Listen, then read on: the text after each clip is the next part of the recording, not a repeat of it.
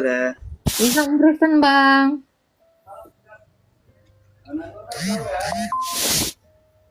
Halo, silakan on cam.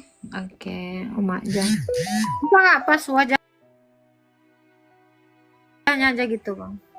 Ini terlalu tinggi nih, kayak ini. Jadi dia gini diberdiriin ini HP-nya, Bang. Ayume baru level 18 ya, Ayume ya. Ayo Ayume, level 20-nya yuk, yuk. Oke, Bapak Islam atau Kristen, Pak Agung Islam. Jaya Purus? Islam, Kak. Oke, ada yang mau ditanya, Pak? Silakan, Bang. Ini aku baru ke Komal Kakak ini. Kakak apa ini, Kristen atau gimana? Iya, Kristen. aku Kristen. Aku Kakak Kristen. pendeta gitu? Bukan, aku bukan pendeta. Aku jemaat biasa. Jadi kakak emang Tuhan satu itu judulnya emang, iya memang betul emang Tuhan satu.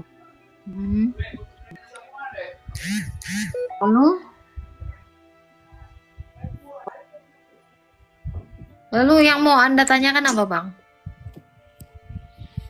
Oh, Kenapa judul ini yang Anda buat judul ini emang Tuhan satu gitu? Ini kan judulnya adalah emang Tuhan satu. Anda setuju? Tidak. Setuju. Setuju. Kan ini pertanyaan ya. Emangnya Tuhan satu? Jawaban Anda apa? Setuju. Betul. Karena Tuhan ada di satu. surat Al-Ikhlas bahwasanya apa Tuhan itu tidak diperanakan, lam yalid dan walam yulad. Bukan. Dan tidak dilahirkan. Jadi kalau Anda mengatakan Tuhan itu ada satu, orang Hindu punya Tuhan, saya punya Tuhan, ini udah ada lebih dari satu Tuhan. Ya menurut kepercayaan kami sebagai orang Islam, Tuhan semesta alam itu yaitu Allah Subhanahu wa taala. Iya, menurut Hindu juga Tuhan mereka adalah. Jadi Anda tidak bisa mempertahankan argumentasi Anda yang mengatakan Tuhan itu cuma satu. Karena ternyata faktanya adalah Tuhan itu ada banyak di dunia ini. Jadi menurut Anda Tuhan itu trinitas? Bukan, Tuhan itu ada banyak. Tuhanmu Tuhan, Tuhannya orang Hindu Tuhan, Tuhan saya juga Tuhan. Itu semua mengaku Tuhan. Kalau Tuhan diperanakan atau diciptakan, di mana status dia sebagai Tuhan itu sebagai berkuasa dia? Di mana letak dia kekuasaan dia sebagai Tuhan ini?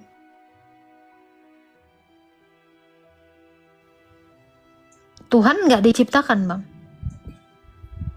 Ya itu yang pertama. Dalam ajaran Anda kan diciptakan itu, dilahirkan dalam bunda oleh Bapa, oleh Tuhannya. Sedangkan Yesus saja dia tidak mengakui diri dia sebagai Tuhan, dia mengakui sebagai nabi. Jangan. Nanti kalau saya tunjukkan pengakuan Yesus Tuhan, Anda selesai di situ. Yang mau saya tanya, apakah karena dilahirkan Anda memahami itu sebagai ciptaan? Saya tanya dulu Anda. Dilahirkan itu artinya diciptakan, bukan? Dilahirkan ya dilahirkan. Loh, kenapa Anda mengatakan Tuhan saya diciptakan, sementara dia tidak diciptakan? Pasti Tuhan Anda diciptakan oleh Tuhan dia sendiri. Oleh Tuhannya sendiri. Apa yang membuat Anda bernarasi bahwa Tuhan saya diciptakan? Itu dulu. Apa alasannya? Karena apa? Karena dia dilahirkan kah? Yang pertama karena dia dilahirkan. Oke. Kalau alasannya dilahirkan sehingga Anda mengira itu diciptakan, lalu bagaimana dengan Adam? Adam tidak dilahirkan. Apakah Adam adalah Tuhan? Makanya Anda harus mengerti contoh analoginya sama Mbak. Sabar, nggak usah ke analogi. Anda paham dulu. Kalau Mbak melahirkan, tunggu dulu Mbak. Kalau Mbak melahirkan, gantian. Dengar, saya dari tadi dengerin Anda. Ya, kalau Anda mendefinisikan dilahirkan artinya diciptakan, maka Adam boleh kamu tuhankan. Sebab Adam tidak dilahirkan. Gagal kan? Gagal Anda menarasikan bahwa dilahirkan artinya diciptakan. Nah, sampai situ. Jadi jangan sekali-sekali mengatakan Tuhan saya diciptakan karena dia dilahirkan. Jangan. Tidak relevan karena ada yang tidak dilahirkan, tapi ciptaan. Contoh, batu tidak dilahirkan. tapi itu ciptaan. Wah, kita tahu batu itu nggak pernah beranak, ya kan? Tidak pernah diperanakkan. Tapi apakah artinya itu adalah Tuhan? Nah, Anda harus belajar dari sini. Jadi mendefinisikan Tuhan bukan hanya dilihat dari ciri-ciri lahiriahnya saja. Paham sampai sini, Bang? Ya, mungkin dia tidak tahu cara buka kamera. Naik lagi, Bang. Megang kamera aja gini-gini. Ya, gitu. Diksi Anda salah. Kalau Anda mengatakan Tuhan saya itu Tuhan karena tidak dilahirkan, batu bisa demikian. Terlalu gampang bagi saya untuk menangkis itu. Terlalu simpel. Boleh diciptakan, disembah itu Adam. Karena Adam juga tidak dilahirkan. Halo King. Islam Kristen King. Halo, Islam. Oke, bisa buka kameranya? Belum cukup followers nih. Oke. Silakan, Anda mau bertanya apa? Definisi Tuhan itu melalui proses penciptaan atau tidak? Apa definisi Tuhan melalui proses apa ini? Bahasamu benar dulu. Definisi Tuhan itu apa? Ya, maksud Nggak ada saya. hubungannya definisi Apakah Tuhan melalui proses penciptaan? Bahasamu dulu benerin. Apakah Nggak Tuhan mau nanya melalui proses definisi Tuhan penciptaan? atau apa? Aduh Tuhan, bahasanya belepotan sekali. Ulang lagi pertanyaannya, Bang. Apakah Tuhan melalui proses penciptaan? Tidak. Mbak Agatha tahu proses penciptaan itu seperti apa? Tahu. Lalu Yesus? Yesus tidak diciptakan. Tapi melalui kan Melalui apa? proses penciptaan? Tidak. Lahir itu Dia proses tidak melalui penciptaan, bukan? proses. Nih, saya Benar. kasih tahu. Yesus tidak melalui proses penciptaan karena penciptaan itu dari tanah dibentuk. Itu penciptaan, Bung. Melalui Yesus ada diambil tanah terus digini-giniin ditiup. lahirnya itu kan ada proses. Sekarang saya tanya. Sekarang gantian saya tanya. Itu jawaban saya. Sekarang saya tanya, proses penciptaan itu seperti apa sih? Silakan. Proses penciptaan banyak. Ada yang dari firman-Nya, ada Saya yang dari tanya proses penciptaan manusia itu seperti apa? Silakan. proses penciptaan manusia pertama itu dari tanah. Adam Gak dilahirin? Gak dilahirin? nggak dilahirin. Ya udah. Dadah. Aku tahu proses penciptaan. Makanya jangan kau bilang Yesus melewati proses penciptaan. Karena dia tidak dibentuk dari tanah. Dia mek-mek terus dia nggak ada. Udah. Oh, udah selesai di sini. Mana ada proses penciptaan? Kita bicara proses penciptaan. Berarti dari sesuatu yang tadinya belum ada manusia, ini dijadikan ada manusia. Itu penciptaan. Gitu loh, Mukidi, Bambang, ya, Idris, siapa lagi nama kau? Abdul. Jangan oneng. Nampak kali onengnya. Proses penciptaan aja kok nggak tahu. Udahlah. Halo, Abu Alia. Ya, Silakan dibuka Selamat kameranya. oke. Ya, Mbak E, gimana? Oke. Salam. Pak Abu Islam atau Kristen, Pak Abu? Islam. Oke, Alhamdulillah. silakan. Mau bertanya apa, Pak Abu? Saya baru masuk ya. Oh, gitu. Sesuai judul aja, apa gimana? Oke, boleh sesuai judul? Oke, Mbak E, di keislaman ini kan kita mengakui bahwasanya Tuhan itu ada satu. Itu kan pertanyaan ya, emang Tuhan satu? Nah, itu kan tanda tanya. Menurut Mbak E seperti apa? Tuhan itu ada Pertanyaan banyak. itu. Tuhan itu ada banyak. Ada banyak.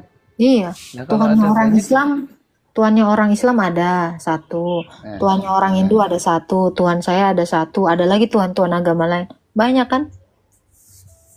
Faktanya gitu banyak dalam artian apa tuh? Banyak, lebih dari satu. Tuhan itu ada lebih dari satu.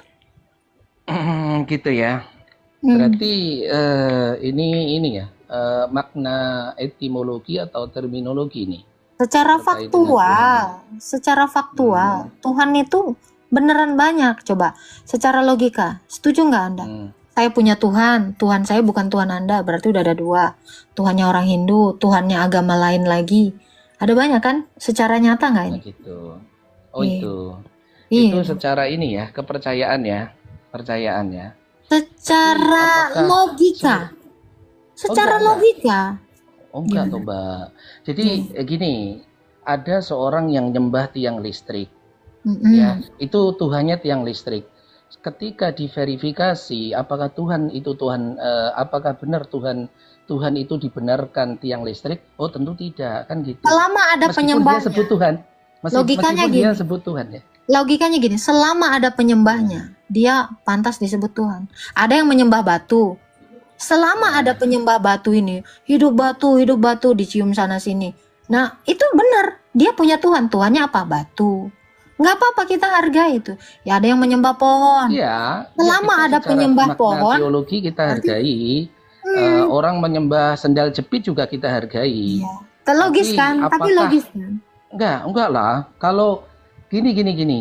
Logis untuk yang percaya bahwa sendal jepit itu Tuhan. Tapi ketika akal manusia memverifikasi bahwasanya apakah benar Tuhan itu sendal jepit, ya tidak, menolak akal waras kita gitu loh.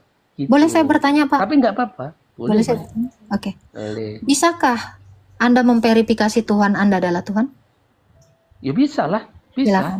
Silakan. Bagaimana Ya. Anda memverifikasi Tuhan Anda? Oke, Tuhan itu pastinya pencipta. Tidak boleh sesuatu yang dicipta. Itu Tuhan, ilahi. Memiliki Anda sifat tahu ilahi arti itu. verifikasi? Iyalah. Kenapa maksudnya? Pembuktian. Oke, pembuktian adanya langit itu bukti adanya Tuhan.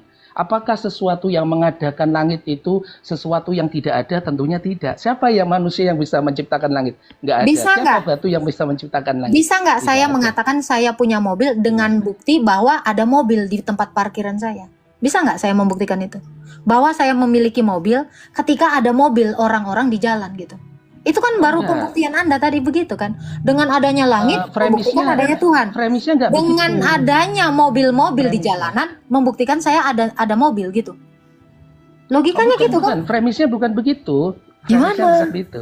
Jadi gini, Mbak kita tidak bisa memberikan satu pernyataan bahwasanya bukti adanya bumi, bukti adanya langit itu bukti adanya Tuhan gitu loh. Harus bumi dan langit itu diciptakan, sesuatu yang ketiadaan menjadi ada, sesuatu yang tiada. Itu verifikasi Anda tadi untuk Tuhan Anda kan? Loh, lah iya, ini teologi saya gitu loh. Oke. Masalah teologi saya kan tadi Anda bertanya bagaimana cara Anda membuktikan adanya Tuhan yang Anda sembah. Begitu kan? Ya ini statement saya gitu loh. Oke. Ya kan? Itu- Makanya logika itu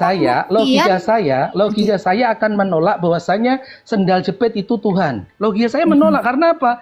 Sendal jepit itu sesuatu yang diciptakan. Gimana dia menjadi pencipta gitu. Pertanyaan saya adalah Apa? verifikasi Tuhan Anda, bukan verifikasi ciptaan Tuhan Anda. Paham sampai situ? Gini Mbak sesuatu Kan yang gini Bang, saya kasih contoh. Gini, Ini sendal memiliki jepit. ciptaan. Ini sendal jepit. Mm-mm.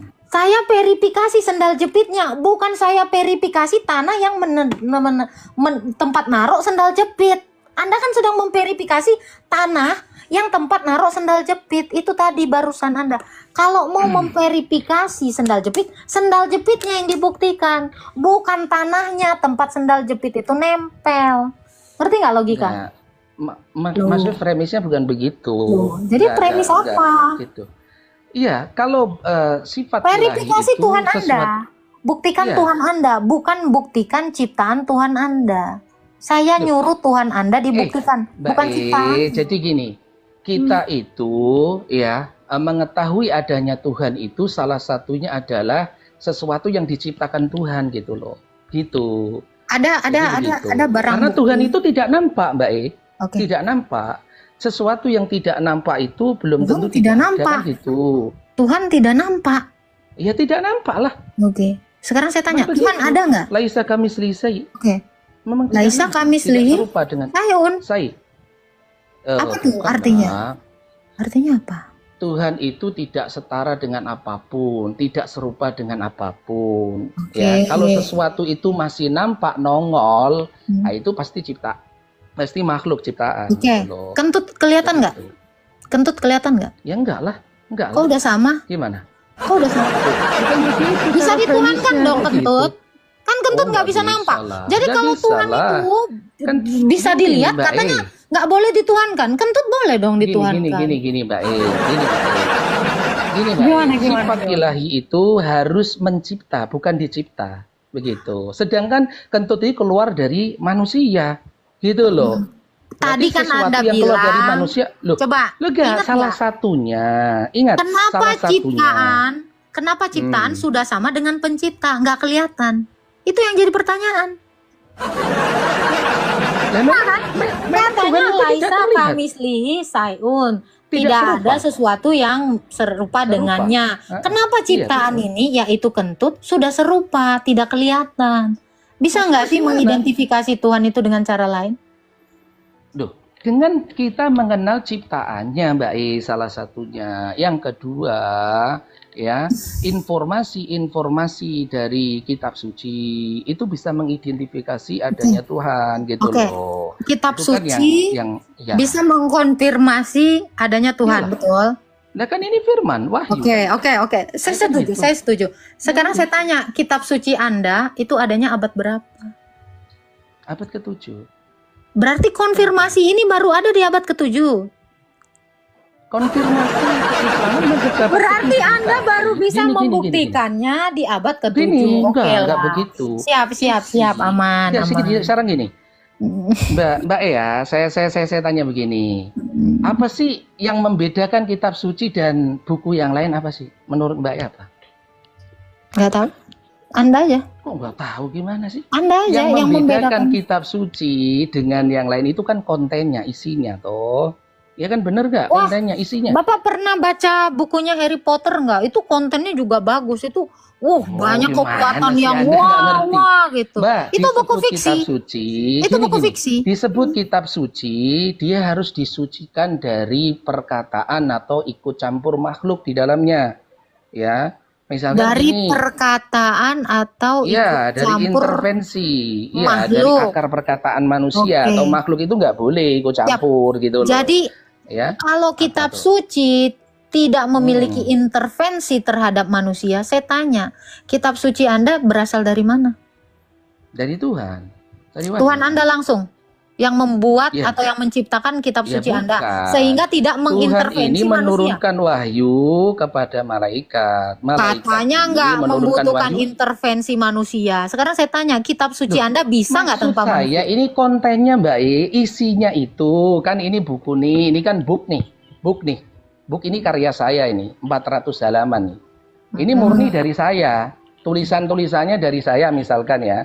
Nggak boleh Mbak Agatha ini nulis ikut campur ke sini udah dibilang nggak asli dari saya gitu loh. Gitu kontennya, bukan penyampaiannya. Kalau penyampaiannya malaikat ke rasul atau ke nabi, yaitu proses gitu loh. Maksudnya proses diturunkannya wahyu gitu loh. Dan proses diturunkannya wahyu itu ada yang mencatat, dijadikan kitab suci gitu loh. Jadi ditulis. Oke, Begitu. sekarang saya tanya Anda pernah baca Quran? Coba, An-Nisa ayat 157. Coba, itu perkataan siapa coba? Saya ini dulu ya. Oke, ada intervensi manusia atau tidak di situ? Bentar ya. An-Nisa berapa, Mbak? An-Nisa 157.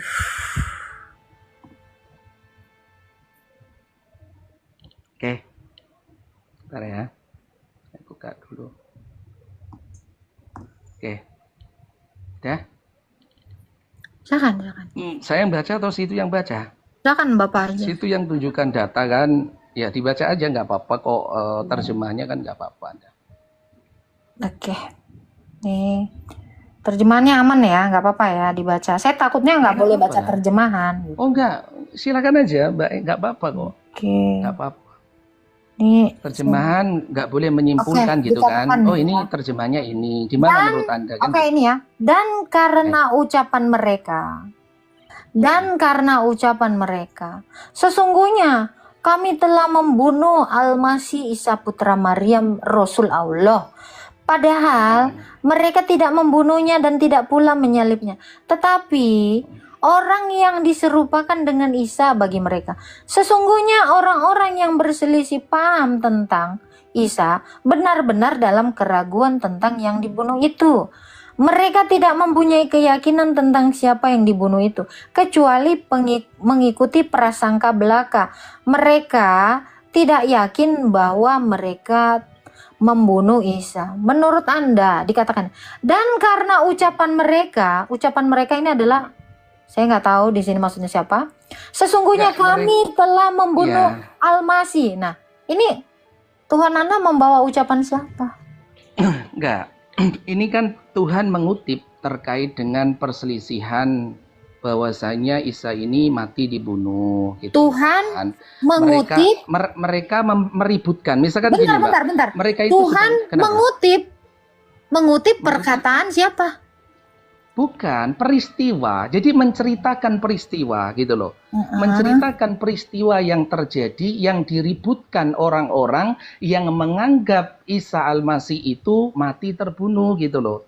Mereka yang membunuh lalu disanggah oleh Tuhan, wa ma qataluhu wa ma salabuhu walakin subihalahum. Tapi apa artinya? Yaitu Isa telah diserupakan, dia tidak mati disalib. Seperti itu kan? Coba gitu. Dikatakan gini ya kan. Padahal mereka tidak membunuhnya, tidak pula menyalibnya.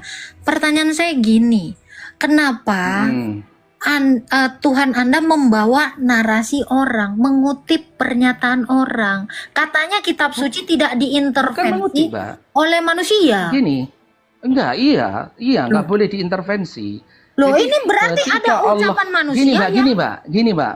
Bedakan ketika Tuhan itu menginformasikan sesuatu yang sudah terjadi di kalangan mereka di masa lalu. Ini kan gini, Mbak, diceritakan, wahai Muhammad, dulu ada orang yang mereka itu bertikai tentang kematian Isa. Sesungguhnya Isa itu tidak mati dibunuh, melainkan Isa ini diserupakan gitu loh. Ini mengajarkan kepada nabi kita yang menerima wahyu gitu loh. Itu begitu, bukan kok ngutip ini, bukan. Allah menceritakan kisah para nabi, Allah menceritakan kisah-kisah orang-orang terdahulu itu sebagai pelajaran gitu loh, Mbak. Informasi plus pelajaran, bukan ngutip gitu loh. Gitu loh. Mana ada Nabi Muhammad? Bukan. Mana ada? Gini Mbak. Mana ada Nabi Muhammad? Itu narasi Anda tadi. Saya nggak ada menarasikan itu. Anda sendiri yang Quran itu, Mbak bukan. Gini loh. Yang diturunkan Al-Quran itu siapa? Nabi kita Muhammad SAW. Apakah Nabi Muhammad itu hidup di zaman Isa? Yang diturunkan. Saya tanya dulu. Gimana? Saya tanya dulu. Apakah Nabi Muhammad itu hidup di zaman Isa? Kan enggak Isa kan? Isa ini siapa? Saya tanya Anda. Lah, tadi Anda membawakan Al-Quran, ini yang disalib siapa informasi ini? Isa kan? Ini Quran Anda. Quran Anda yang saya baca. Anda tadi menarasikan An-Nisa 157. Ya kan, membaca dengan lantang. Saya tadi mempertanyakan adakah intervensi manusia di dalam An-Nisa? Iya, benar lah. Terus? Sekarang makanya saya tanyakan, Quran ini diturunkan kepada Nabi kita Muhammad SAW. Apakah Nabi Muhammad itu hidup di zaman Isa yang diributkan di mati tersalib ini? Enggak. Kan enggak toh? Pertanyaan saya gini. Pertanyaan saya gini. Tuhan Anda menarasikan ini kepada Muhammad, ya kan? Bahwa ada yang meributkan tentang Isa, tidak disalib. Sekarang saya tanya, adakah warga di abad 1 ya, yang di zamannya Isa, yang meributkan tentang penyaliban ini? Benar atau tidak? Pertanyaan saya itu. Menurut Al-Quran diributkan ini. Saya kan imani ini, gitu. Loh, enggak, Mbak. Wahyu yang diturunkan para rasul itu enggak perlu. Makanya gini loh, Mbak. Dengerin Kalau dulu. Nabi Muhammad, ya, kalau Nabi Muhammad mendapatkan informasi dari abad ke-7, dia perlu dipertanyakan. Ini bukan wahyu, ini informasi dari orang, wahai Muhammad. Makanya disebut wahyu, memberitakan sesuatu yang tidak terjadi, dia diinformasikan terjadi gitu loh, Mbak. Gitu Bapak loh, Mbak. percaya? Lah Bapak kalau percaya? lah kalau ada informasi Mbak lahir kapan saya tahu lewat orang ngapain loh, itu bukan wahyu lah gitu loh. Enggak, Gimana Anda? Bapak percaya enggak? Ada Kenapa? yang menginformasikan sesuatu yang tidak ada saksi, tidak ada buktinya kepada orang di abad ke-7.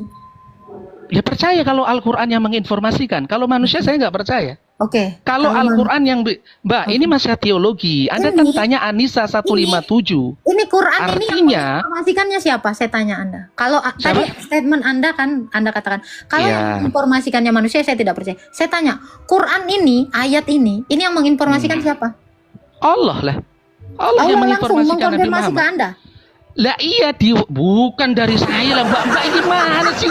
Ini kan dapat informasi dari Tadi Nabi kita Anda, sepakat Mbak. bahwasanya kitab suci Ya itu dari ampun, Allah dari tadi diturunkan kepada malaikat, malaikat diturunkan ke nabi atau rasul Sekarang saya tanya Muhammad Anda. gitu loh. Sekarang saya Bukan tanya Anda informasi dengan- itu diturunkan ke saya. Oke. Anda gimana? Ini- Saya hanya mengutip apa yang berada di dalam Al-Qur'an yang mbaknya itu tadi menyampaikan gitu loh. Saya benarkan itu karena ini keimanan saya gitu loh. Iya. Makanya kalau berarti- orang Kristen tanya, misalkan orang Kristen tanya nih, terus yang diserupakan itu siapa? Yang disalib lah yang diserupakan. Yang disalib siapa? Ya Anda nyembah siapa itu kan gitu. Pertanyaan Kan pertanyaannya saya- teologi saya begitu. Ya, gitu. ini kan kamu Nah, gitu. kan asumsi teologismu. Pertanyaan saya secara Lah bukan faktual asumsi, ini ada dan data. datanya.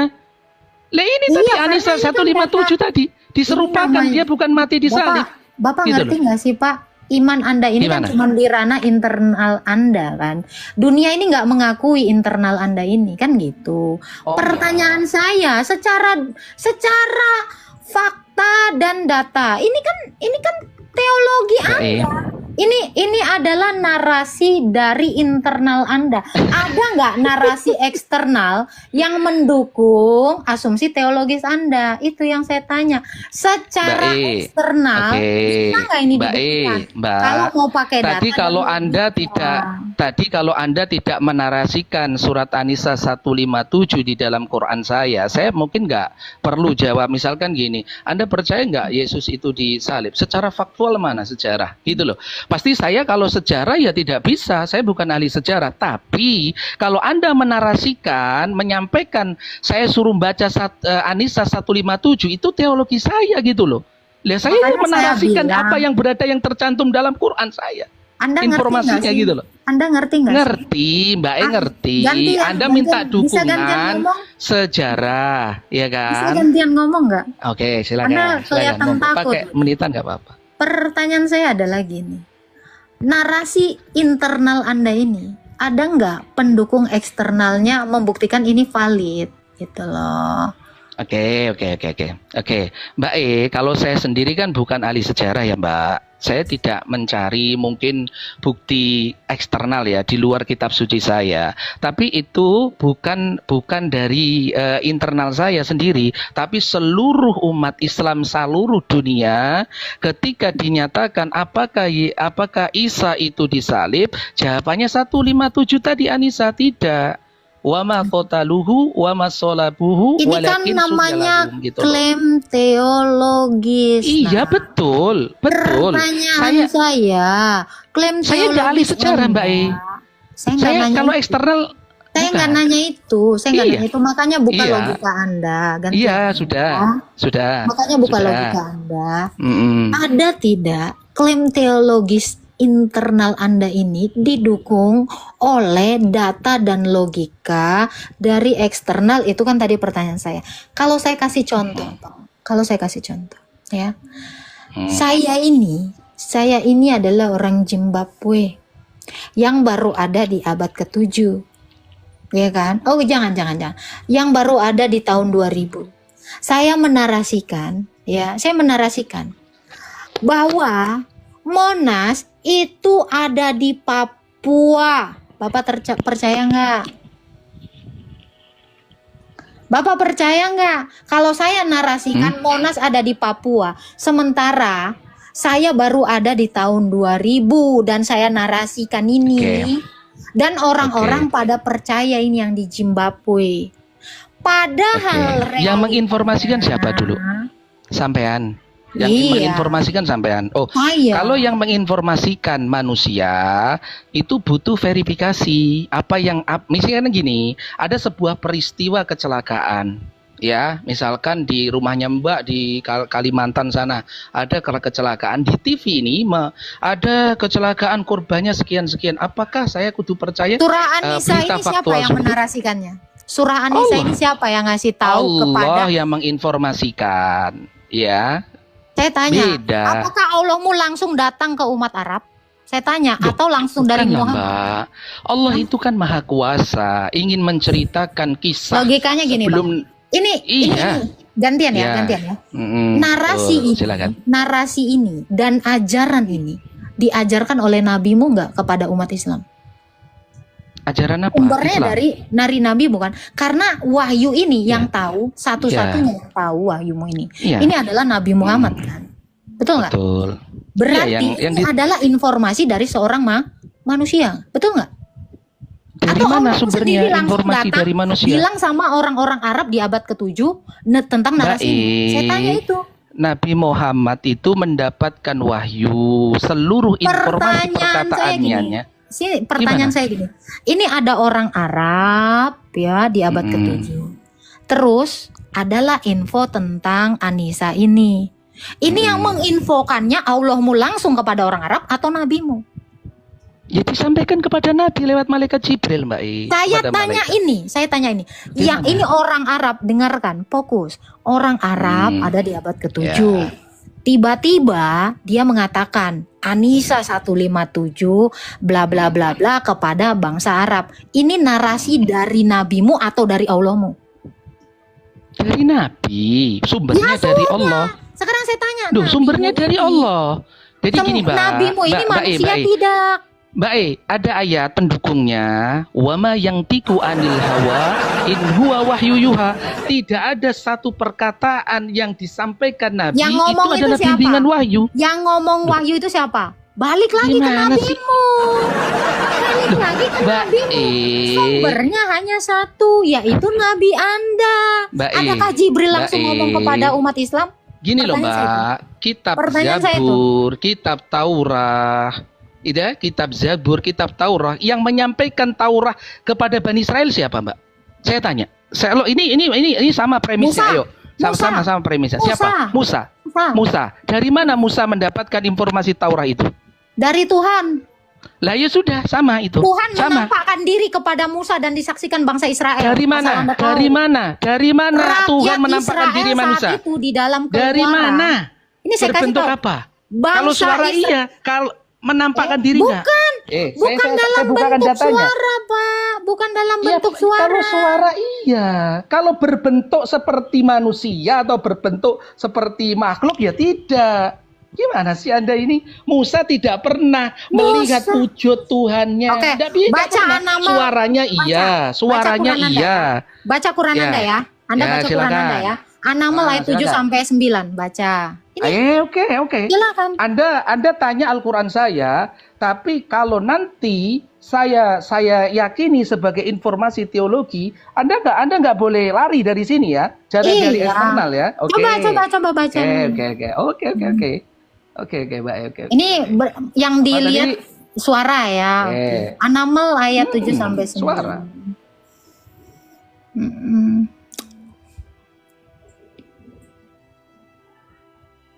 Oke. Sampean yang baca, aku apa yang baca? Silakan Anda aja biar jelas ininya. Enggak, Anda yang masukkan data kan? Nggak apa-apa, baca terjemahannya nggak apa-apa. Cross check Anda, cross check aja. Bentar. Anda sendiri cross check. Bentar ya. Iya. Oke. Ingatlah ketika Musa berkata kepada keluarganya, ya, sesungguhnya aku melihat api, aku kelak akan membawa kepadamu kabar daripadanya, atau aku membawa kepadamu suluh api supaya kamu dapat berdiam. Apa? Lanjut. Apa yang Anda ayat mau narasikan? sampai 9. An-Naml ayat 7 sampai 9. Oke. Dikatakan di situ apa dilihat Oke, Musa? oke. Apa dilihat Musa di situ? Api. Api. Iya, Oke, iya. lanjut baca 8 Iya. 9. Oke. Bentar. Sabar. Ayat 8-nya ya. Bentar. Dan sungguh bagi kalian dalam hewan ternak itu terdapat pelajaran. Kok An-Naml 8 begini, Mbak? Beda. Terusannya. Itu bukan An-Naml itu. Bukan An-Naml itu. Anda gimana sih baca Qurannya? Sebentar. Kan tadi saya bilang An-Naml 7 sampai 9. Dia An-Naml 7 katanya Musa melihat api. Kita mau tahu api ini bisa, siapa? Sebentar. Oke. Ayat 7 sampai 9 ya.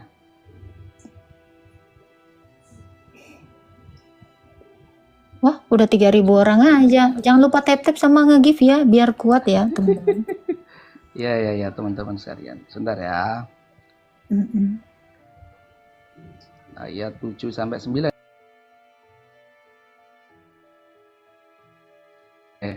Aku udah Ketika sering Musa baca. berkata kepada keluarganya, ya kan? Mm-mm. Sejujurnya aku melihat api, aku kelak akan membawa kepadamu kabar daripadanya, atau aku membawa kabar suluh api supaya kamu dapat berdiam. Oke. Mm-mm. Ayat 8-nya, maka tatkala dia tiba di tempat api itu, diserulah dia bahwa telah menginduksi orang-orang yang berada di dekat api itu, dan orang-orang yang berada di sekitarnya, dan maha suci Allah Tuhan semesta alam. Oke. Ayat 9-nya, hai Musa, sesungguhnya keadaan yang sebenarnya akulah yang maha perkasa lagi, maha bijaksana. Apa yang dari sini Mbak pengen narasikan? Oke. Apa yang dilihat Oke. Musa? Api. Yang dikatakan api itu? Sesungguhnya aku adalah. Itu suara. Yang dilihat Musa apa? Yang dilihat Musa apa? Api. Dia diseru dari api itu dan dikatakan, wahai Musa, sesungguhnya aku adalah Allah, kan? Iya, itu suaranya. Bukan Allah itu dia api sudah itu. menampakkan Lah, Anda diri salah bahwa kalau begitu. Salah kalau begitu. Ini akan kontradiktif kalau Anda anggap gini. Kalau Anda anggap Tuhan berwujud api di hadapan Musa, ini keliru lah kalau begitu. Tuhan itu berfirman. Misalkan berfirman di pohon, ya. Misalkan suara itu datang dari pohon. Apakah Tuhan itu wujudnya pohon? Tidak, Mbak, gitu loh. Musa hanya diberikan suara, ya kan? Diberikan wahyu, ya kan? Seperti itu. Nih saya kasih ya, waktu kisah Musa di Gunung Sinai itu, Musa ingin bertemu langsung dengan Allah. Ini Ya, saya tapi baca pingsan, sekali Mbak. lagi ya. Ini saya baca. Iya, monggo. Anda Ingatlah. narasikan, saya kasih premisnya nanti. Ingatlah, ketika betul. Musa Ayo. berkata kepada keluarga, sungguh aku melihat api. Aku akan membawa Apa yang kabar. dilihat? Tuhan apa api? Hah? Tuhan apa api? Sabar Api, dulu, kan? sabar dulu. Iya, maksudnya Tuhan apa api? Tadi kan Anda katakan Musa melihat Tuhannya, wujud. Oke. Tuhan Ini- apa api yang dilihat Musa? Tuhan Ini apa makanya, api dulu? ini karena di Ya, ayat Tuhan apa api dulu? di ayat Bentar, 9 jangan pindah dikatakan, lagi. wahai Ya, Musa, Tuhan apa api dulu? sesungguhnya aku adalah Allah, maha perkasa, maha bijaksana. Ini apa? Ini apa? Baik. Ayat 9 Ketika ini ya, Musa, delapan ya. gini. Maka- Ketika Musa Oh, ngamuk disuruh sih, Pak. mendatangi pohon untuk gini loh. Bukan berarti pohon itu wujud dari Tuhan. Gimana sih Anda dari tadi? Makanya saya tanya, saya nggak Musa nanyain. melihat api apa Tuhan? Musa melihat api apa Tuhan? Melihat Gitu. api. Nah, ya sudah melihat api. Lalu dikatakan Gitu loh. dia, wahai Musa, sesungguhnya aku adalah Allah yang maha perkasa lagi bijaksana. Ini Apakah apa? Tuhan menyebut api itu adalah Allah? Yang Coba, dilihat coba. Musa siapa? Yang dilihat Musa Api. siapa? Api. Api. Kenapa api itu berkata, wahai Musa, sesungguhnya aku Kok adalah api Allah? berkata? Mbak, api kok berkata gimana? Dalilnya di mana itu? Ayat Kan ini gimana sih? Yang berkata itu bukan api. Yang berkata Tuhan Musa kepada Musa. Gimana Yang sih dilihat Anda ini? Musa apa? Yang dilihat Musa apa? Api, bukan Tuhan. Terus perkataannya apa? Terus Iya, perkataannya apa? perkataan yang itu perkataan Allah untuk Musa. Beda. Kalau misalkan Boleh saya nih, baca wahai sekali Musa, lagi? saya ganti premisnya. Wahai Musa, Musa disuruh ke tempat pohon gunung nih. Wahai Musa, sesungguhnya aku Allah. Apakah kita sebut pohon itu adalah Allah? Makanya Tidak, dengarkan. baik. Gimana sih, Nih, baik? dengerin. Bapak Ini bisa bahasa premisnya, Indonesia kan? Gak usah ngomongin. Sebentar. Dikatakan Ini nanti ada begini. perbandingannya. Saya sekak langsung. Sebentar. Ini ada perbandingannya. Oke, Anda katakan begitu ya. Nanti ini Musa sendiri ingin melihat Tuhannya ya. Saya. Kalau ini nanti dalil ini itu bertentangan kata sampean. Bisa saya baca sekali lagi biar Oke, Anda mengerti silakan, bahasa silakan. Indonesia. Oke. Silakan. Ingatlah ketika Musa nih ya, ketika Musa berkata kepada keluarganya, sungguh aku melihat api. Aku akan membawa kabar tentang itu kepadamu. Kabar apa? Kabar api dong. Aku akan membawa obor kepadamu agar kamu berdiam. Maka ketika dia tiba di sana di tempat api itu, kok cross-check di situ. Dia diseru dari tempat api itu. Telah diberkahi orang-orang yang berada di dekat api dan betul. orang-orang Ayo, berada di teruskan. sekitarnya. Maha suci Allah Tuhan seluruh alam. Ya. Wahai Musa, Nggak apa-apa sih, nggak apa-apa. Aku apa-apa. adalah Allah. Oke. Sudah kan? Apa Ya, yang pantes. bisa Anda tangkap dari sini? Musa diseru dari api itu. Betul. Ya Allah, Di tempat katanya. api. Di tempat api itu. Bukan api itu Allah. Gimana sih Mbaknya? Mbaknya kan makanya tadi saya bilang, Mbak, Musa melihat api apa melihat Allah? Api katanya. Dengar. Oke. Maka ketika dia tiba di sana di tempat api itu kan? Iya, dia tiba di tempat api. Tapi Allah bukan api loh ya. Bukan Dia api tiba loh ya. di tempat api karena yang dia lihat api. Oke. Dia diseru. Oke. Di tempat adanya api itu dia diseru. Adanya api. Iya, Berarti nggak apa-apa, wong di Tuhan. tempat api itu dia Tuhan mau diseru. di mana aja diseru di gunung juga nggak apa-apa, Mbak. Ya. Bukan berarti Tuhan itu gunung gitu loh. Iya, premisnya gitu. Ini saya bacakan ya, Mbak ya. Dulu Loh, ya. Sebentar. Ini Tadi Anda berkata Gini, kalau dia diseru dari api. Anda percaya Tuhannya Musa api berbentuk. Oke. Ini Musa sendiri yang berkata dalam surat Al-A'raf. Ya, saya bacakan dulu. Saya Ini kasih tahu, kontradiktif Pak. berarti. Sebentar. Saya kasih tahu. Sebentar. Ini saya buktikan bahwasanya premis yang saya sampaikan itu benar. Bapak, narasi yang saya sampaikan Mbak itu nafsu, salah. Bapak, Gitu. kenapa Bukan, nafsu, Mbak. Ini perbandingan loh. Gini ya, Pak. Perbandingan loh, Gini. Mbak. Dengar dulu, Perbandingan. Oke, dengar ya Pak. Ini pernyataan Musa ini tertulis di dalam Quran. Saya bisa tunjukkan dari kitab yang ditulis Musa yang adalah kitab orang Israel. Di situ Musa memang bertemu dengan Allah dalam nyala api. Di dalam semak yang tidak terbakar. Ini di kitab yang ditulis Musa. Tetapi di dalam kitabmu juga ternyata mirip-mirip demikian. Ya, Allah betul. menampakkan diri dalam rupa api. Paham sampai di situ? Oke, ganti Karena saya kasih saya. tahu, Pak. Sekarang Oke, ganti saya kasih saya, tahu. Mbak. Saya kasih Iya, tahu. iya, Anda. saya. Saya kasih tahu Iya, iya. Anda. Ganti saya. Ganti saya berarti ya. Anda kan diturunkan kitab, ya kan? Ya. Diturunkan kitab Al-Quran. Katanya juga Allah Anda menurunkan kitab kepada Musa. Iya, Pertanyaan saya, Taurat. kenapa Anda tidak membaca kitab yang ditulis si Musa yang judulnya Jabur? Kenapa Anda tidak punya narasi itu? Kalau memang benar Tuhanmu menurunkan kitab Taurat. Oke. Sudah. Kita Iya. selesaikan dulu ini, nanti saya jawab itu sangat mudah jawabannya, Pak. Enggak, sebentar ya. Saya ingin Mbak juga mendengarkan di ayat yang lain bahwasanya ketika Nabi Allah Musa itu ingin melihat Tuhannya, dikatakan engkau tidak akan sanggup. Ini di surat Al-A'raf nih, Mbak ya. Saya bacakan langsung. Dan Itu ketika di surat itu surah Al-A'raf, apa? Al-A'raf Al-Araf ini apa? 143. Taurat Musa atau apa? Bukan, ini Al-Quran di Oh, surat Al-A'raf nggak ada, 143. Bukan, nggak punya entar sumber dulu. dari Ini Musa. enggak, maksudnya nanti saya jawab itu mah gampang, Mbak. Ini tadi meluruskan dulu ya. Meluruskan dulu tadi ya.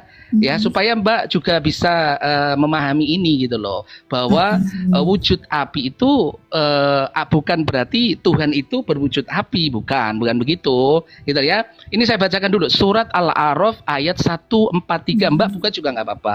Dan ketika Musa datang untuk bermunajat pada waktu yang telah kami tentukan dan Tuhan telah berfirman langsung kepadanya. Musa ini berkata kepada Tuhannya, "Ya Tuhanku, tampakkanlah dirimu kepadaku agar aku dapat melihat Engkau." Ya, Allah berfirman kepada Musa, "Engkau tidak akan sanggup melihatku.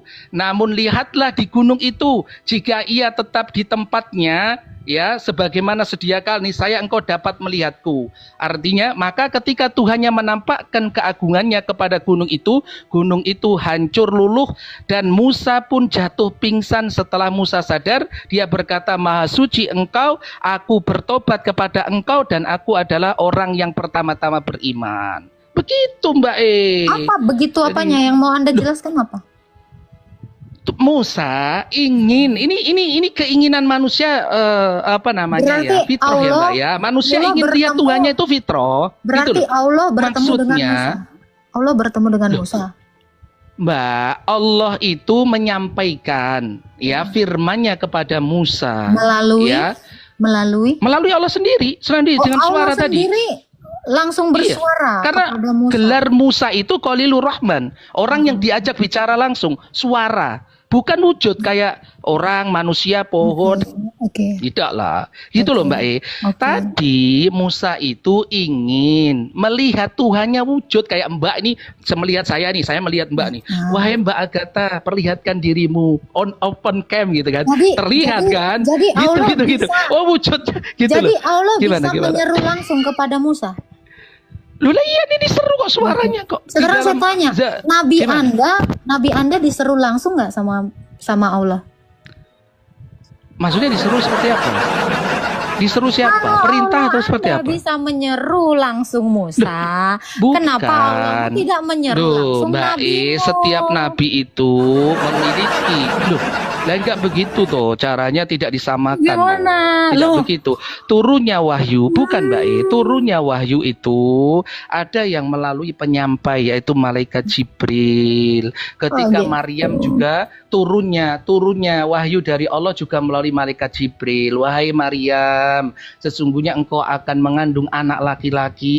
Anak laki-laki yang lahir Tuhan, gimana sih itu? Malaikat Jibril perlu diomelin itu. Loh, Ya maksudnya kan di Lukas 1:26, Lukas 1:26, malaikat Jibril, ini malaikat Jibril nih menyampaikan misalkan kepada Mbak Agatha nih saya, "Wahai Agatha, ya kan?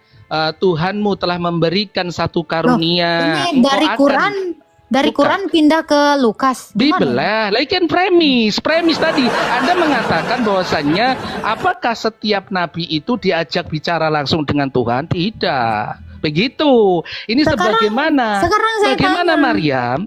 Loh enggak, ini premisnya Mbak Pertanyaan saya, apakah Maryam adalah nabi?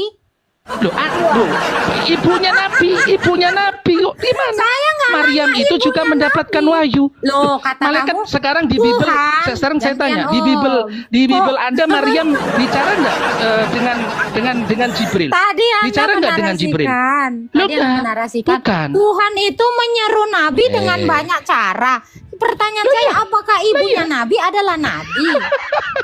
Bukan, Mbak E. Maksud saya, sekarang saya Nabi tanya Anda. Isa lahir. Sekarang saya tanya Anda. Gini Sekarang loh, saya Mbak. tanya Anda. Dilahirkan oleh orang yang mendapatkan wahyu dari Tuhan, Kak. Mendapatkan wahyu. Saya tanya, Maria Lah iya mendapatkan no, wahyu. kan disampaikan Berarti malaikat Jibril. apakah Maryam, Yang menyampaikan siapa? apakah Maryam adalah Nabi? Yang menyampaikan siapa? Apakah Maryam adalah Nabi? Mbak E, Maryam ini ditemui malaikat Jibril bukan? Pertanyaan Maryam, Lukas Gini, Bang. 126, Lukas bisa 126. gantian, bisa gantian. Lah enggak, Lukas 126. Anda imani malaikat Jibril datang kepada Maryam. Aduh. Gimana sih? Gini Pak, Iya enggak? kalau Gini. udah gini ya, Anda tadi, Iya. Anda masih ingat Makanya narasi kan- Anda? Anda ingat dulu Makanya narasi kalau gimana Gantian. gimana? Ayo. Anda ingat narasi Ayo, Anda? Tuhan itu bisa menyampaikan, menyerukan langsung kepada Nabi atau melalui melalui malaikat gitu kan. Menyampaikan firman-Nya ini kepada Nabi bisa melalui malaikat. Karena pertanyaan saya, apakah kepada Nabi Muhammad tidak bisa dengan disuruh langsung? Enggak. Loh, Allah itu maha kuasa. pertanyaan Kenapa saya. memang? Sabar, Kenapa memang? pertanyaan saya, apakah Allahmu ini pernah menyerukan langsung kepada Muhammad? Itu kan pertanyaan saya kan? Betul. Ya. Terus Anda lari bahwa itu yang menyampaikan kepada siapa namanya? Kepada Maria. Pertanyaan saya, apakah Maria ini nabi? Anda bilang tidak nabi, tapi ibunya nabi. Kenapa Anda tidak membawa narasi Quran untuk meneguhkan statement Anda bahwa Allahmu bisa menyeru melalui malaikat? Coba dari literasimu kepada nabi-nabimu itu loh. Jangan lari ke Maryam, atau Maryam sekarang sudah jadi nabi. Maka saya terima jawabanmu. Gimana pertanyaannya? Yang ditanyakan apa? Pertanyaan saya, adakah yang bisa memvalidasi bahwa Allahmu menyeru melalui malaikat selain kepada Muhammad gitu? Karena Nabi Anda ini spesial sekali, nggak bisa diseru langsung gitu. Maksudnya gimana? Kan melalui malaikat, Mbak. Tuhan itu, Allah itu ada malaikat penyampai wahyu. Sekarang saya tanya, Gitu Nabi Anda loh. ada berapa? Nabi Anda ada berapa? 25. Ya, satu lah, Mbak. Oke. Ketika Ya, dia Nabi Muhammad kan ketika yang perlu kita dia imani 25. menurunkan wahyu kepada Isa langsung atau melalui malaikat? Siapa? Allah. Allah Anda menurunkan wahyu kepada Isa melalui malaikat atau langsung? Melalui malaikat. Mana dalilnya? Silakan. Mana wahyu yang disampaikan kepada Isa melalui malaikat? Silakan. Sebentar. Silakan.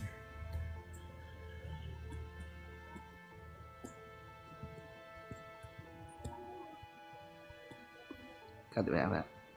Sebentar ya, Mbak. Boleh.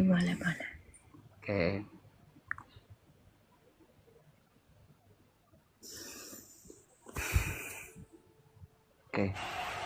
Silakan. Sebentar.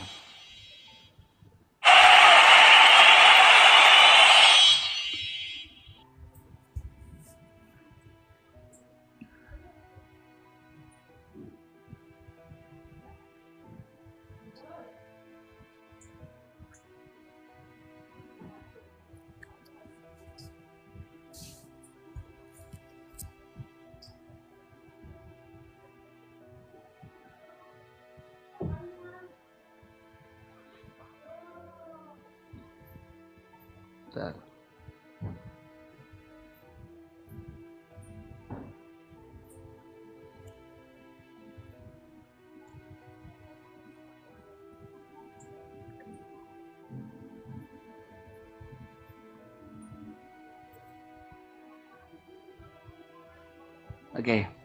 Jadi gini, Mbak.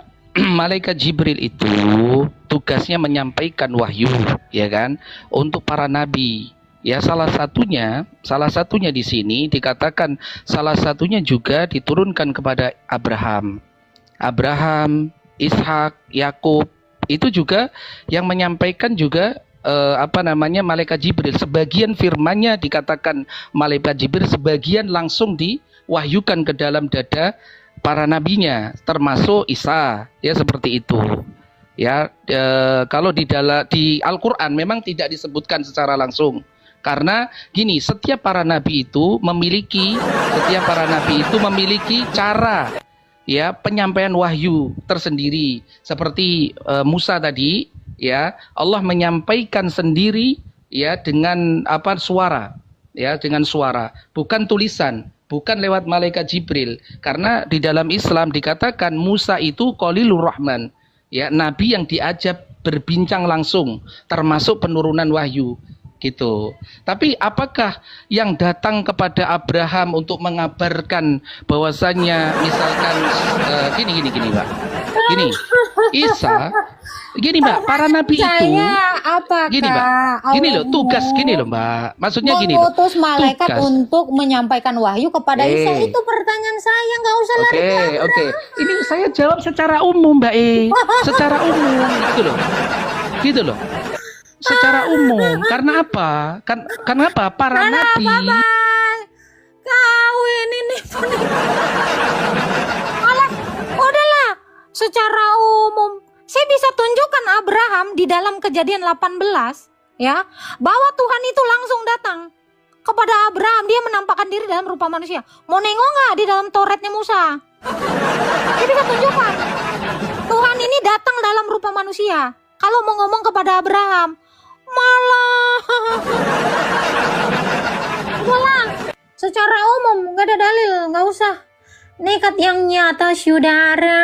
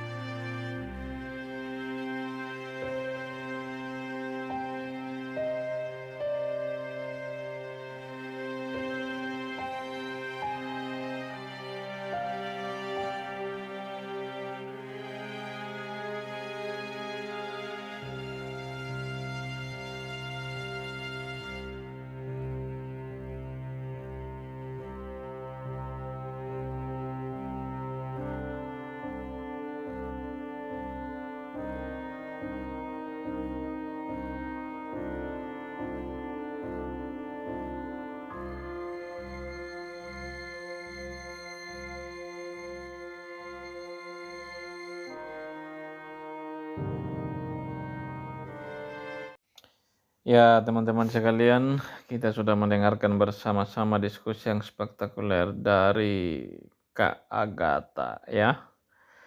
Dan luar biasa Agatha dengan spektakuler ya, membahas kebenaran yang sejati. Ada yang tercerahkan, ada juga yang memilih untuk tidak mau dicerahkan.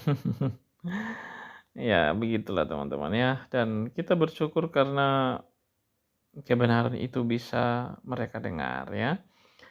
Terlepas dari mereka mau percaya atau tidak, itu bukan urusan kita, tapi intinya mereka bisa mendengar kebenaran itu. Dan kita bisa melihat bagaimana mereka akhirnya ya menunjukkan keaslian mereka. Mereka menunjukkan siapa diri mereka ya. Mereka menunjukkan siapa mereka sebenarnya gitu. Dan ya kita bersyukur karena Kak Agatha ini tidak hanya pandai berbicara gitu kan, tidak hanya berani, tetapi juga dilengkapi dengan pengetahuan yang luar biasa, baik itu iman Kristen maupun juga berkaitan dengan Islamologi gitu. Dia memiliki pengetahuan itu dan kita bersyukur ya. Kita bersyukur untuk itu tentunya. Kita yang masih pemula harus belajar ya tentang bagaimana berdiskusi ya, bagaimana berapologetika seperti yang dilakukan oleh Kak Agatha ini gitu ya. Kita mesti belajar tentang hal itu juga gitu. Dan kalau teman-teman ingin belajar Islamologi dan ingin juga belajar berapologetika yang didapatkan secara free, ya di sinilah ya teman-teman tinggal memiliki kuota saja sudah sangat lebih dari cukup untuk mempelajari hal-hal yang penting bagaimana kita berdiskusi dua arah dengan muslim ya. Oke, saya mau bacakan firman Tuhan dari Ibrani 2 ya, ayat 1 sampai ayat yang ke-18. Karena itu harus lebih teliti kita memperhatikan apa yang telah kita dengar, supaya kita jangan hanyut di bawah arus. Sebab kalau firman yang dikatakan dengan perantara malaikat-malaikat tetap berlaku dan setiap pelanggaran dan ketidaktaatan mendapat balasan yang setimpal. Bagaimanakah kita akan luput jikalau kita menyia-nyiakan keselamatan yang sebesar itu yang mula-mula diberikan oleh Tuhan dan oleh mereka yang telah mendengarnya kepada kita dengan cara yang dapat dipercayai. Sedangkan Allah meneguhkan kesaksian mereka oleh tanda-tanda dan mujizat dan oleh berbagai-bagai pernyataan kekuasaan dan karunia Roh Kudus yang bagi-bagikannya menurut kehendaknya.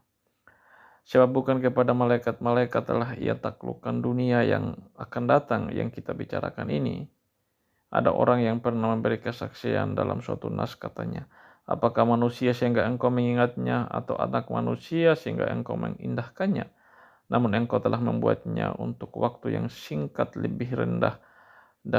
sedikit lebih rendah daripada malaikat-malaikat dan telah memangkotainya dengan kemuliaan dan hormat. Segala sesuatu telah engkau taklukkan di bawah kakinya. Siap dalam menaklukkan segala sesuatu kepadanya. Tidak ada sesuatu pun yang ia kecualikan yang tidak takluk kepadanya. Tetapi sekarang ini belum kita lihat bahwa segala sesuatu itu telah ditaklukkan kepadanya. Tetapi dia yang untuk waktu yang singkat dibuat sedikit lebih rendah daripada malaikat-malaikat, yaitu Yesus, kita lihat yang oleh karena penderitaan maut dimahkotai dengan kemuliaan dan hormat, supaya oleh kasih karunia Allah yang ia mengalami maut bagi semua manusia. Sebab memang sesuai dengan keadaan Allah yang baginya dan olehnya segala sesuatu dijadikan, yaitu Allah yang membawa banyak orang pada kemuliaan, juga menyempurnakan Yesus yang memimpin mereka kepada keselamatan dengan penderitaan. Sebab ia yang menguduskan dan mereka yang dikuduskan, mereka semua berasal dari satu, itulah sebabnya ia tidak malu menyebut mereka saudara. Katanya, aku akan memberikan namamu kepada saudara-saudaraku dan memuji-muji engkau di tengah-tengah jemaah. Dan lagi, aku akan menaruh kepercayaan kepadanya, dan lagi, sesungguhnya inilah aku dan anak-anak yang telah diberikan Allah kepadaku. Karena anak-anak itu adalah anak-anak dari darah dan daging, maka ia juga menjadikan sama dengan mereka dan mendapat bagian dalam keadaan mereka, supaya mereka dan supaya oleh kematiannya ia memusnahkan dia, yaitu iblis yang berkuasa atas maut. Dan supaya dengan jalan demikian ia membebaskan mereka yang seumur hidupnya berada dalam penghambaan oleh karena takutnya kepada maut. Sebab sesungguhnya bukan malaikat-malaikat yang dikasihani, tetapi keturunan Abraham yang dikasihani. Itulah sebabnya maka dalam segala hal ia harus disamakan dengan saudara-saudaranya, supaya ia menjadi imam besar yang menaruh belas kasihan dan yang setia kepada Allah untuk mendamaikan dosa dengan seluruh bangsa. Sebab oleh karena ia sendiri telah menderita karena pencobaan, maka ia dapat menolong mereka yang dicobai. Wah, luar biasa teman-teman. Firman Tuhan yang kita baca ini tentunya mengingatkan kita kembali bahwa Kristus telah menanggung segala penderitaan, dan penderitaan yang dia tanggung itu adalah untuk kita, demi kita gitu ya. Yang percaya tentunya. Makanya bagian ini tidak terlepas dari Yohanes 3:16 ya. Karena begitu besar kasih Allah akan dunia ini, sehingga ia telah mengaruniakan anaknya yang tunggal, supaya setiap orang yang percaya kepadanya tidak binasa, melainkan beroleh hidup yang kekal. Ya, firman Tuhan itu berbicara tentang bagaimana Allah begitu mengasihi manusia ya. Kasih Allah kepada manusia ini telah nyata dan jelas dari awal mula manusia itu diciptakan gitu ya. Bayangkan teman-teman ya, manusia itu diciptakan dengan cara yang sangat unik dibandingkan dengan ciptaan yang lain. Keunikannya terletak pada beberapa hal. Yang pertama, ketika Allah menciptakan yang lain, menciptakan misalkan bumi, menciptakan tumbuhan, menciptakan terang, menciptakan langit, dan lain sebagainya, Tuhan hanya bilang, jadilah, maka jadilah gitu ya. Jadi hanya berbicara, berfirman saja, maka itu jadi gitu ya, burung dan lain sebagainya. Kalau dalam bahasa Arab itu ya kun fayakun gitu ya, jadilah maka jadilah gitu. Tetapi manusia diciptakan dengan unik yang berbeda dari ciptaan yang lain, di mana ada perencanaan yang sempurna dari Allah yang berbicara dengan dirinya dalam ketritunggalannya gitu ya. Baiklah kita menjadikan manusia gitu ya. Ada diskusi sebelumnya gitu ya. Allah tidak pernah berbicara baiklah kita jadikan kerbau atau baiklah kita jadikan air gitu. Tidak ada sebuah diskusi mendalam dalam internal ketritunggalan Allah Tritunggal yang Maha Kudus untuk bagaimana menjadikan manusia ini gitu. Tapi kita lihat di sana ada diskusi yang luar biasa. Allah dalam ketritunggal yang Maha Kudus itu untuk menjadikan manusia ini. Baiklah kita menjadikan manusia, dan arah yang hendak dicapai dari penciptaan manusia adalah segambar dan serupa dengan Allah gitu ya. Jadi ada sesuatu yang ingin dicapai dari ciptaan ini gitu. Jadi bayangkan tidak ada ciptaan yang lain yang kemudian ada sebuah diskusi bahwa baiklah kita menjadikan burung atau kerbau yang segambar atau serupa dengan apa gitu, nggak ada. Hanya manusia gitu. Lalu kemudian manusia itu tidak hanya dijadikan sebagai kun fayakun atau jadilah maka jadilah gitu ya. Tapi manusia itu dijadikan dengan dibentuk sendiri oleh tangan Tuhan ya. Tuhan membentuk dia dari debu tanah ya. Bisa kalau kita mencoba mendramatisasi, dia dibentuk matanya gitu kan, dibentuk hidungnya, semua dibentuk sesuai dengan imajinasi Allah pada saat itu gitu ya. Maka jadilah manusia ini gitu.